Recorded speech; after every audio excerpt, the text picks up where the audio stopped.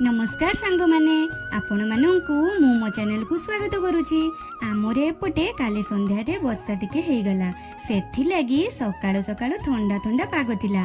बहुत कष्ट रे बिछना छाड़ेली, आखि कोन खोलुतिला कारण निद्रा देवी मते बहुत भल पांती। नित्यकर्म सब सारी देली आ तापरे चलिली खाइबा संधानने, कारण आगो पेट पूजा नहेले कोन ए संसार रथ आग को बढ़िबो। कौन खाइबी भाबिला बेलकू ननद घर आसीथिला लेउटिया साग। माँ कहिले बड़ी दे खरड़ी दे।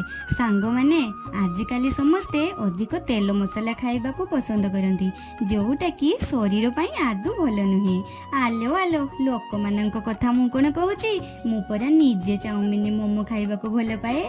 एई देखंतु एते सारा कथा कहू कहू मो साग भी रेडी हे गला। ए ठंडा ठंडा पाग को ए गरमा गरम साग पखाळ मजा आसीगला। होलो माँ आपण माने थांतु, मु जाउची सोइबी। जय जगन्नाथ।